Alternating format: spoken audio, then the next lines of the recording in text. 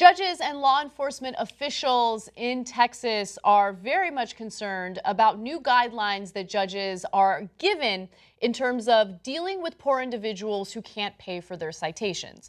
Now, in the state of Texas, there are currently laws on the books that prevent throwing poor people in prison if they can't afford to pay their traffic violations or their citations. Judges are supposed to give them the option of community service, and if these individuals decide not to do community service and they still don't pay the fine, that's when they can be thrown in jail. However, this new proposal suggested giving judges more explicit guidelines to help determine people's ability to pay and more leeway to extend their payment deadlines. Now, some of these judges are not too happy with this because they feel like justice won't be served and these poor people are going to get away with being poor people. So Texas. How dare they? Let's go to graphic 15. One judge, Lisa Myrtle, says, she's a chief clerk actually, says, don't think by giving them this help that they're going to go out and get insurance, meaning car insurance. No, not going to happen. What is going to happen is our court loses and once again the defendant wins, no lesson is learned. And where is the justice? So I'm guessing that she's had to deal with people who have been driving without insurance, which, you know, that also frustrates me quite a bit. It's very annoying when people don't drive without insurance, get into car accidents, and then, you know, the victim ends up paying out of pocket and whatever. But look, I don't really know what the option is for someone who's poor and can't afford car insurance, but still needs to get to work to put food on the table for their kids. See, because that's a vicious cycle. Yeah. And so something that people do, and it's not that irrational, is they drive without an insurance until they've got enough money to get insurance because they don't want to get a huge fine because then they might get into a different vicious circle and never be able to get out of it. And in some states, you get in prison for that. So it's not like, see, her view of the world, and a lot of these people that were asked in Texas, these conservatives are like, they just want to be bums. And so they're, you know, just choosing not to pay.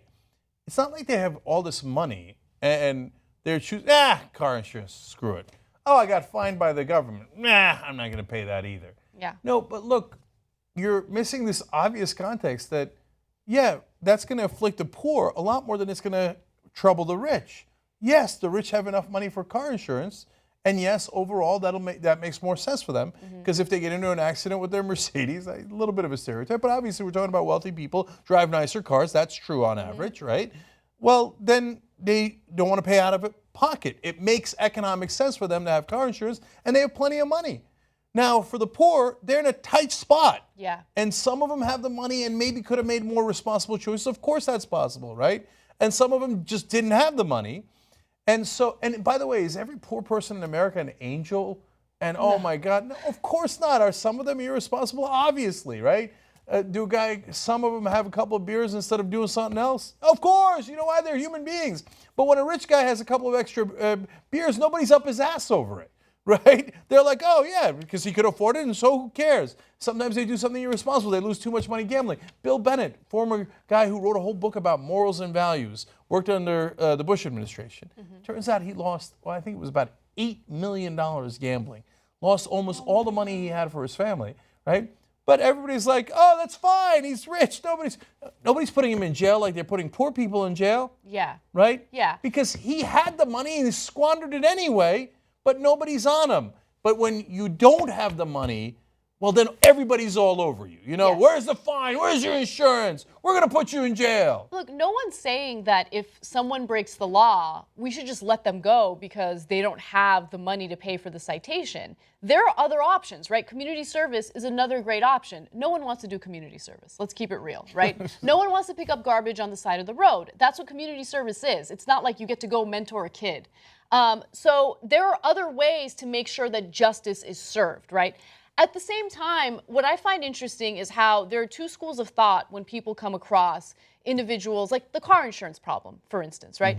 I read that and I just kind of sit back and reflect on the privileges that I've had. And this is not about racial privilege. This is about socioeconomic privilege, right? I think about the privileges I've had and how I wish that everyone had the same privileges and everyone had the same opportunities that I had. So for instance, this is embarrassing to admit, but I'm going to admit it. My dad paid for my car insurance until I was 26. right?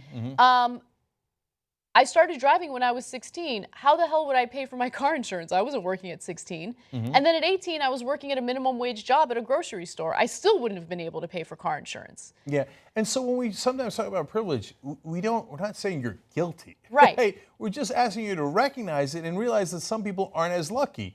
So maybe we should be a little bit more open-minded about the different options we give them instead of throw their asses in jail. Yeah. Oh, the poor, they're the ones that are causing the problems.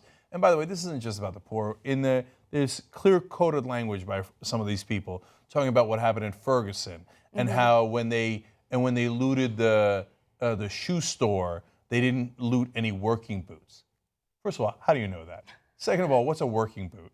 Right? Like what, you did an analysis of the Payless shoe store that was looted, right? No, you're saying it's black people and they never work. I got it. Your coded language wasn't that coded. So we're asking you to be decent human beings, and instead of throwing people in jail, just think about what are the different options. And Anna's right. There's a lot of different ways of doing community service, but it's not like there's anybody out there going, I don't mind picking up garbage by the side of the road. I love that. No, nobody, generally people don't want to do that. That is uncomfortable and not something you look forward to.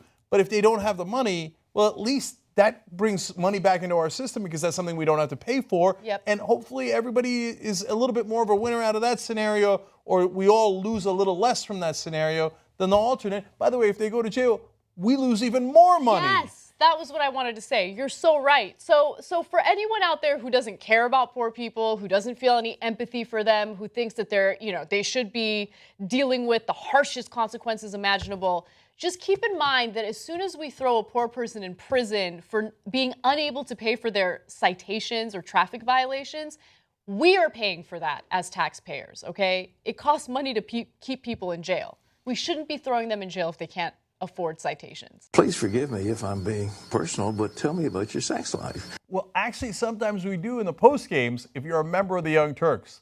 TYTnetwork.com/join.